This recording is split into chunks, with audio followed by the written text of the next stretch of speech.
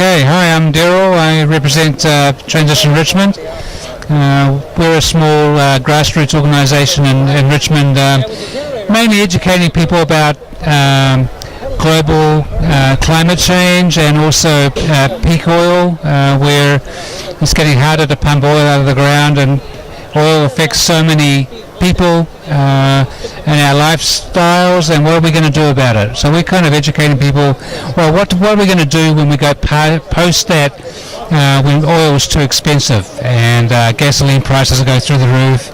Most of our agriculture is based on oil. We use a lot of machinery to harvest the agriculture, and so we're just educating people about what they can do, and different energy like solar, wind, geothermal, and so we just provide information for people. What brought you out here today?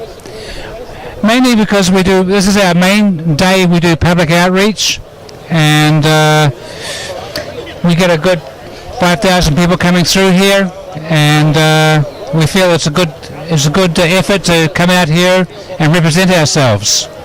Thank you. Thank you. Hello, my name is Christopher Maxwell, and I'm the Executive Director of the Virginia Solar Energy Association. I'm here to talk to you on a first really warm day of this year about some alternative ways to save energy, especially cooling bills that will be coming up very shortly.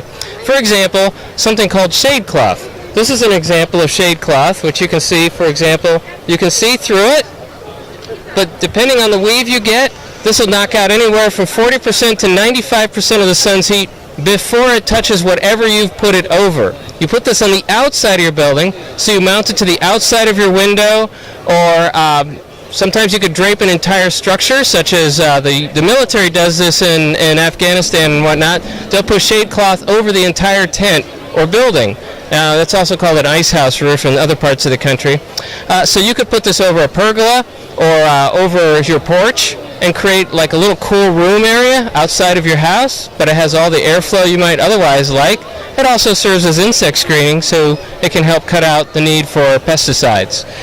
It's very cheap. It's called shade cloth because it's cloth. It's sold in bulks in places like greenhouse supply centers or places that sell material for kennels or rabbit hutches. And so this is a non-traditional, unfortunately, but hopefully we're changing that, a non-traditional way to save a lot of energy on your cooling bills. You could even drape your entire house if it's out of public view and you don't mind the way it looks, but you could theoretically drape an entire roof with this stuff. I have seen this done with flat roofs on commercial structures, and that really saves a lot of energy and makes the roof last longer.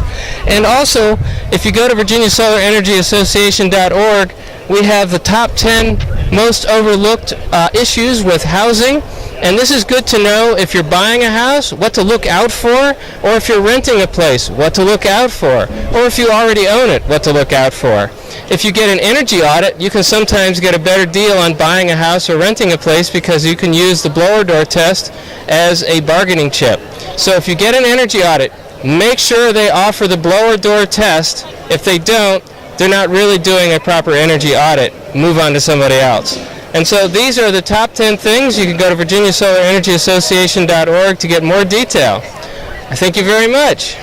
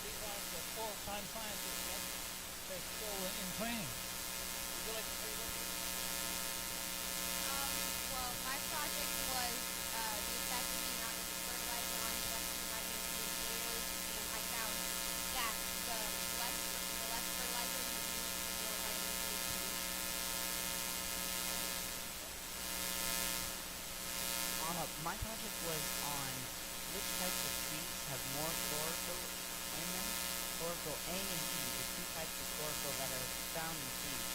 I observed black oak trees and crepe myrtle trees, two pretty common trees, and I found that crepe myrtle trees had more chlorophyll, both A and B overall, suggesting that they're better for the environment because they can produce more oxygen than photosynthesis. Yeah, that was, I was very impressed by these, I guess I should call them kids, not really, these budding scientists, because science is undersold in our today's society, but obviously it has a great future for these kids. And it's always a lot of fun to get out here on Earthday because so many people come by, want to see what people are doing about the world. This is the, you might call it the world's birthday, in a sense.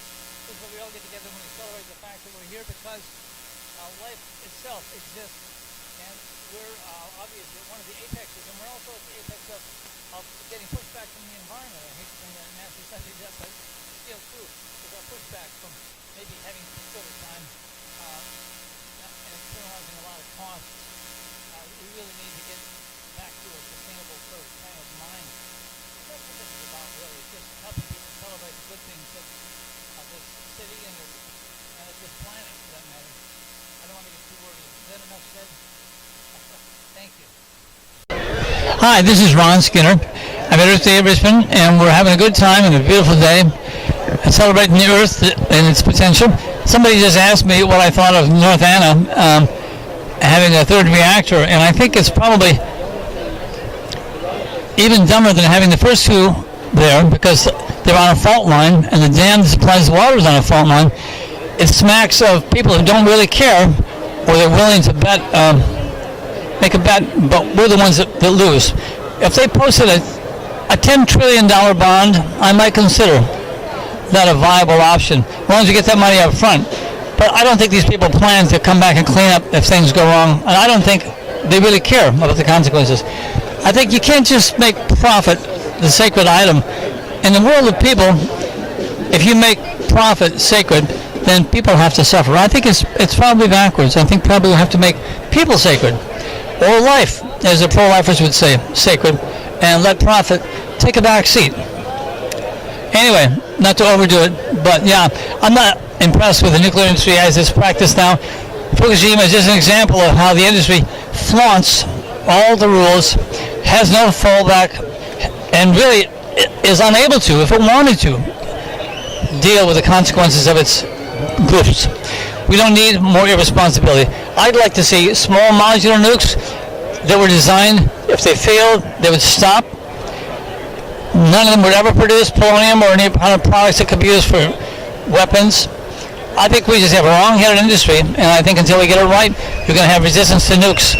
My dad loved nukes. I think nukes have potential, but they have to be ethical, and people have to be not betting, but know when they put a facility online that there's no way it will ever cause a problem, and if it caused a problem, they would just go to sleep.